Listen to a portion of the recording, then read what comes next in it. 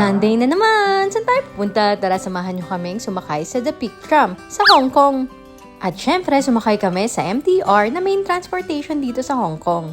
Ang MTR sa Hong Kong ay nag-open noong 1979 while sa Philippines ang LRT-1 ay 1984. Bumaba kami sa Central Station at lumabas sa Exit K.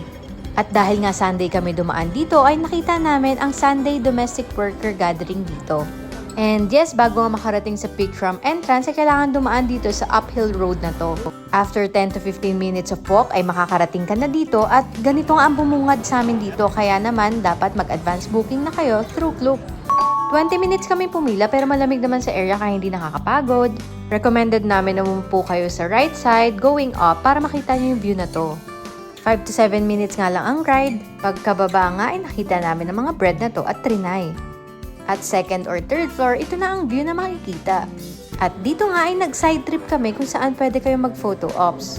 At papuntang Peak nga ay talagang puro photo ops. Huwag nyo nga palang i-miss out itong 7-Eleven dahil may free stamps sila. Huwag nyo rin kalimutang magdala ng umbrella dahil mainit dito. Pwede rin kayong mag-avail ng photo as souvenir from their official photographer. And that concludes our Peak experience and next ay pumunta naman kami sa Mongkok. Nag-try ng pagkain at nag-shopping. Oh, siya, hanggang dito na lang.